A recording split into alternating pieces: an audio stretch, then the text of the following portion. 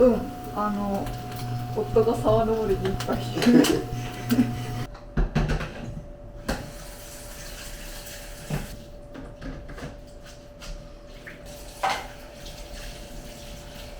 んか忘れ物になるかな。あ、スマホの防水のあれはでも二重とかにしなくていいの？あ、家族のやった。先を行く男で。息子が実家を食べやつ時も神みたいで。そうだよ。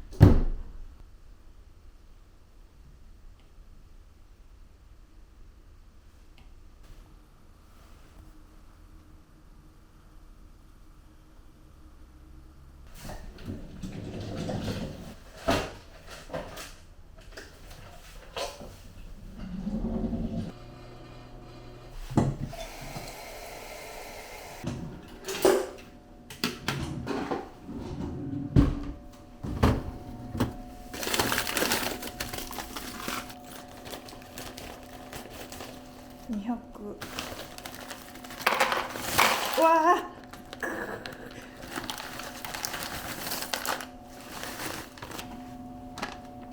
うわあ。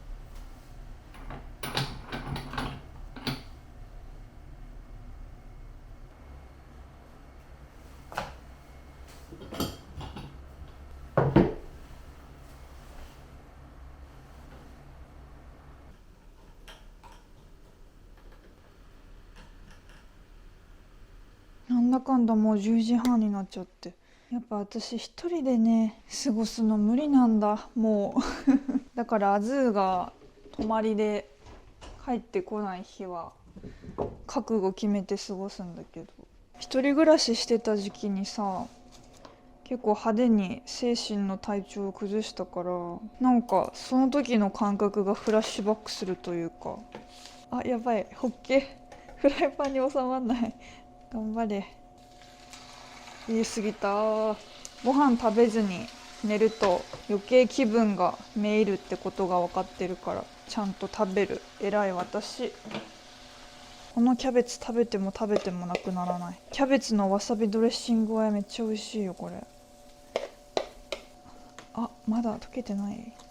最近このフライパンのテフロンがもういよいよダメになってきて、一生使えそうな鉄のフライパンを探してるんだけど、なんかおすすめあったら教えてほしいな。てかしっかりさ、人のために見栄え悪いからあれなんだけど、人のためにさご飯作るようになってから、焼き魚って一番料理で楽じゃんって思って、フライパンで簡単に焼けるし、でも私ほんとアズーのおかげで煮物も作るようになったし、きんぴらも作るようになった。アズーがめっちゃ和食好きだから、だから助かってる。煮物もささっさ食べよう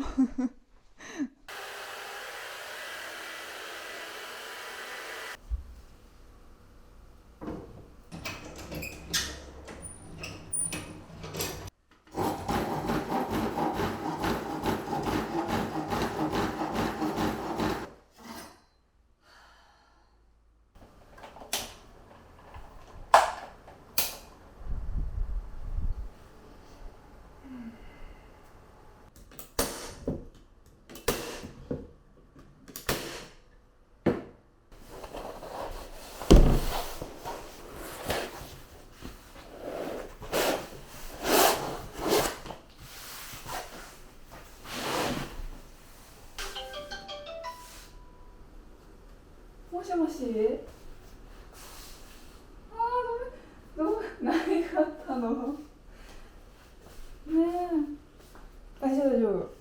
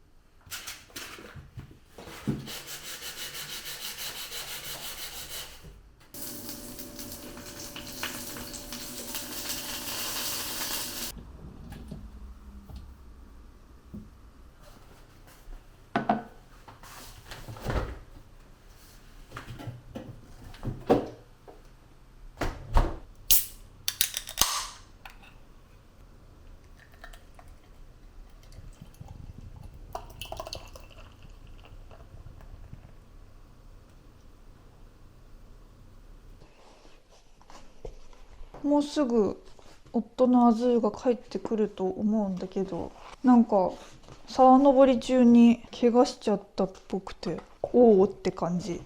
でも正直沢登り私やったことないけど、鮭みたいな感じだよね。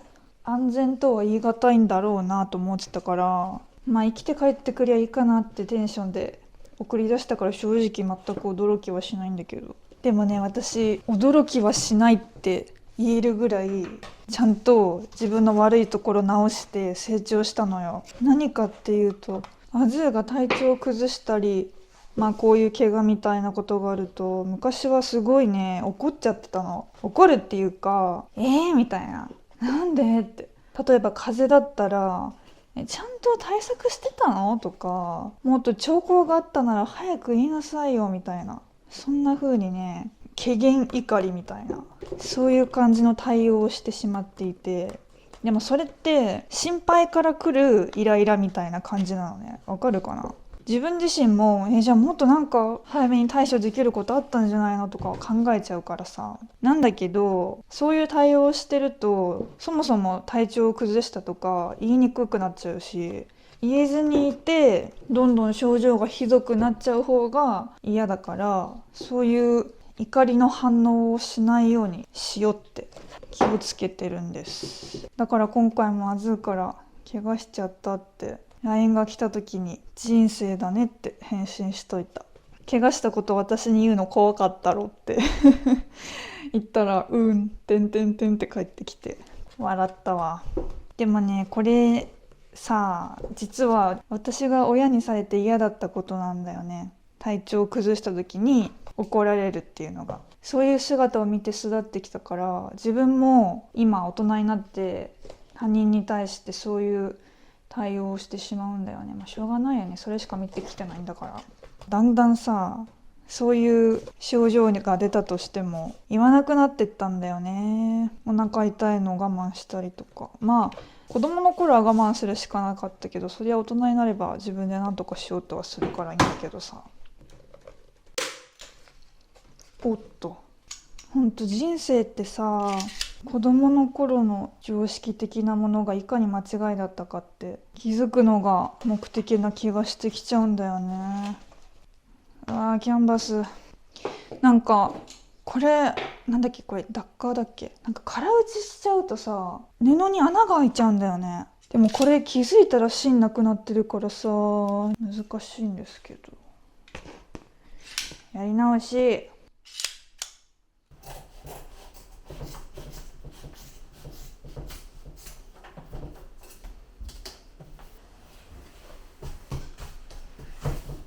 これすげえちょっと待って持つわ。どうしたの？なんでこんなびしょびしょなの？何があったのか教えてくれよ。ああ、前カットしてて。大きい気がする。